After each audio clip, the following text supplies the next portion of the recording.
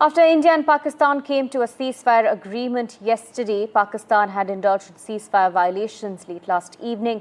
There were blackouts that took place in bordering states and air sirens were alerted as well. But as of this morning, there is an uneasy calm in Jammu and Kashmir, in other bordering states as well. No incidents have been reported from Jammu and Kashmir overnight, and there have been some sightings of drones that took place last night in Rajasthan, some in Punjab as well. Blackouts had taken place in parts of Rajasthan and Punjab as well. But as of this morning, power has been restored in Amritsar and in Srinagar as well, is what we're learning. I'm being joined at this point by two experts, of course, who are going to be bringing us more details and insight into what we can understand.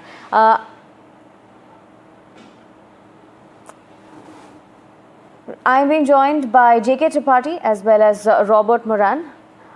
Former Ambassador J.K. Tripathi and political strategist Robert Moran. Let me start off with Mr. Moran.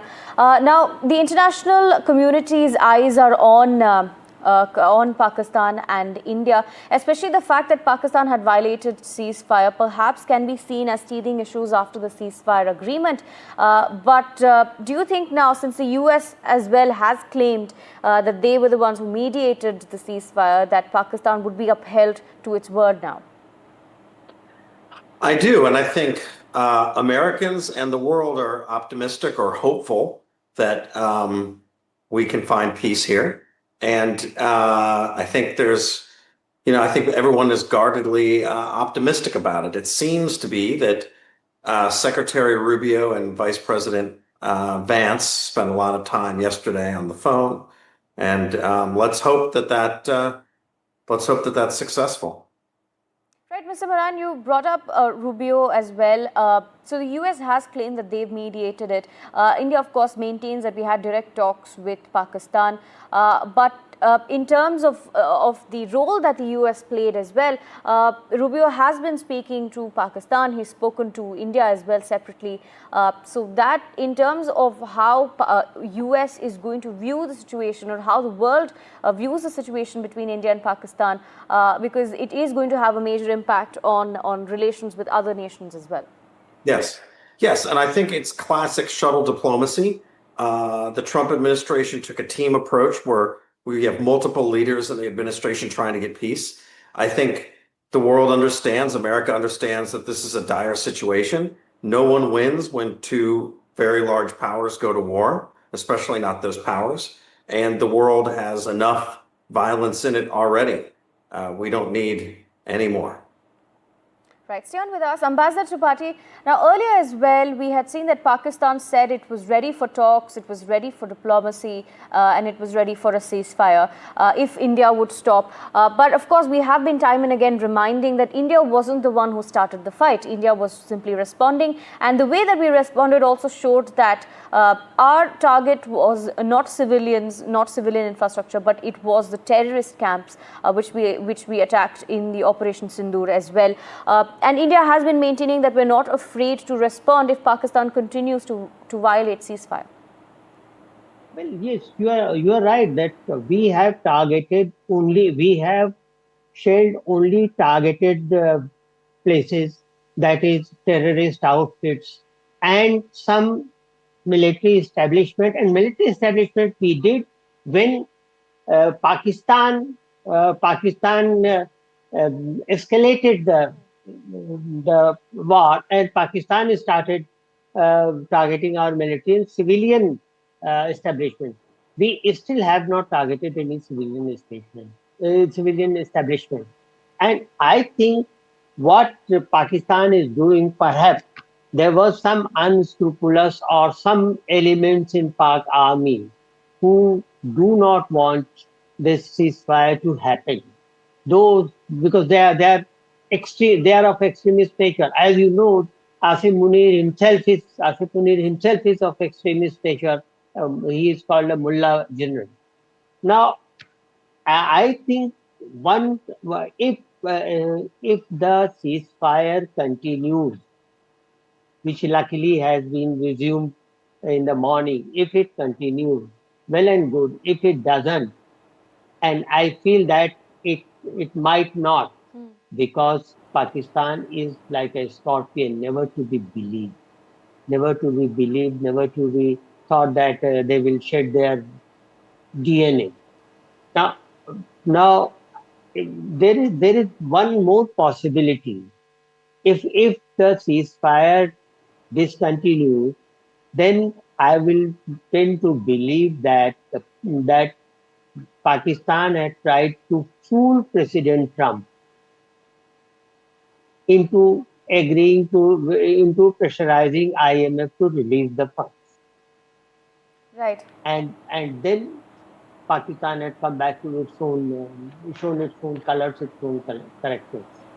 So I won't be surprised if the ceasefire is violated again, though it is violation will be disastrous for Pakistan. But as I said, there are some elements in Pak establishment who do not want peace with India, and certainly, you see, army and army's utility is to protect the borders.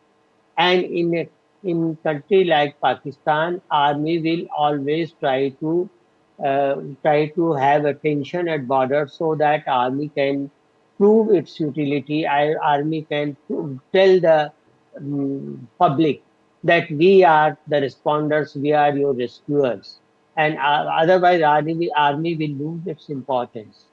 So, but in nutshell, I don't think this is going to this truce is going to last long.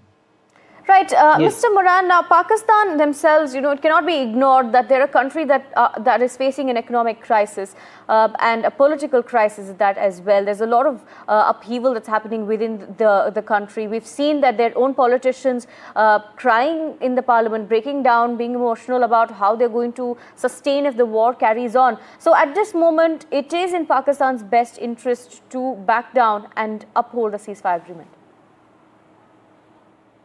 Yes, I think it's in Pakistan's best interest to find a path to de-escalate. I think it's also in India's best interest and in everyone's best interest to Right. de-escalate this. I don't think much is gained from escalation. I'm hoping that all parties can walk back from the brink here, and that there's a path to peace.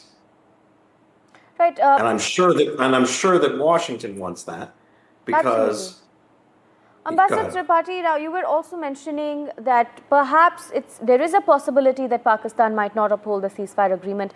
But India has been quite firm in our message, in our stance that we're not going to back down if we are provoked. And there was in fact quite a strong warning that India had put out right before the ceasefire agreement, saying that any future act of terrorism would be considered an act of war. So that sort of warning is the strongest that's ever been put out to Pakistan.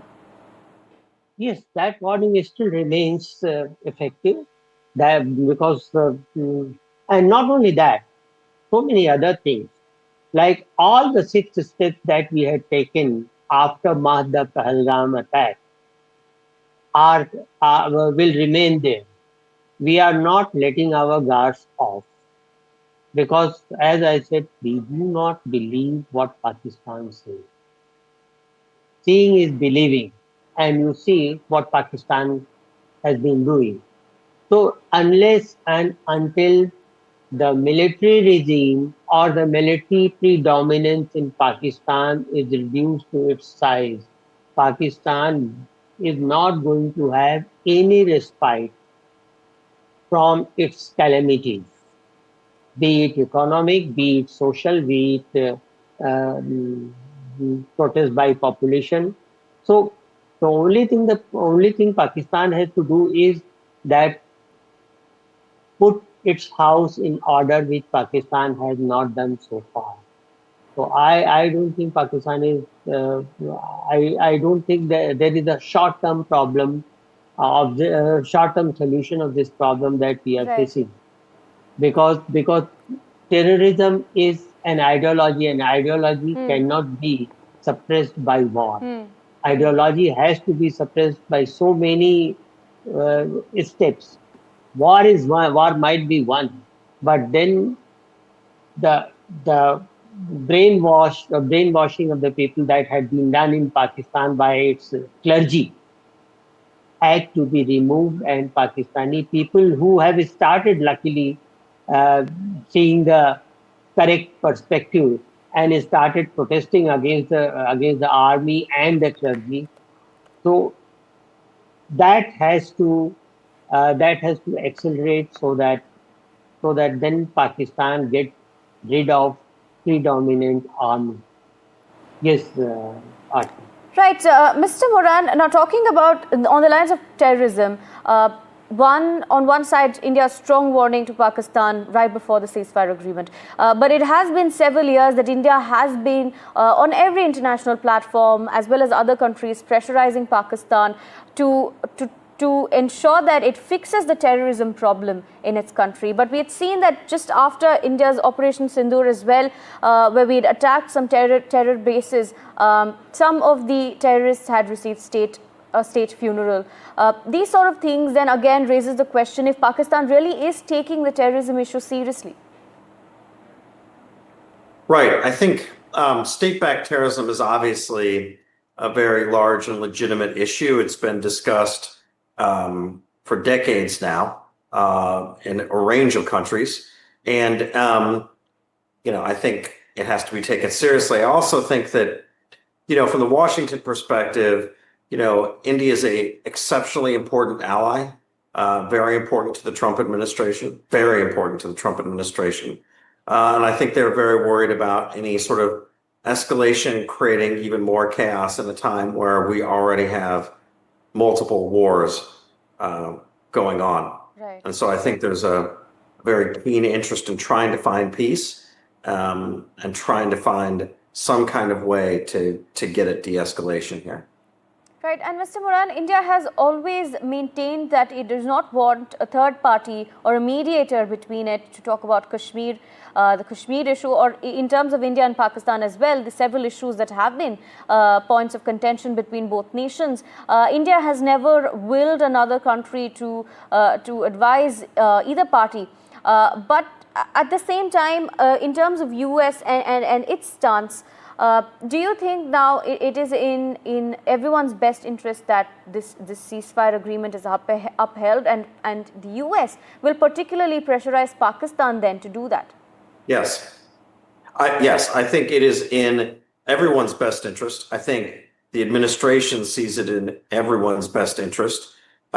These are large trading partners. We have a lot of the United States geopolitically is very interested in building a much stronger long-term relationship with India. I think that's very critical to this administration. And I think you will see it use its leverage with Pakistan to try to get very rapid de-escalation. I think this is very important to the White House. Very important. Right. Ambassador Tripathi, now final words with you. Of course, this war-like situation between India and Pakistan has put a lot of strain between India and Pakistan, and the issue of terrorism as well, and India's warning becoming one of the major or strongest warnings yet to Pakistan. Further, in the next few years, let's say, how do you see the relationship evolving? Because we had put a stop to a lot of the soft power things as well. Social media accounts, sports games were stopped, and that sort of thing that happens around a war-like situation had happened. And it would take some time now to rebuild a decent relationship between Pakistan and India again. Well, Aarti, you see, we have been trying in vain for last 75 years, more than last 75 years, to be nice with Pakistan.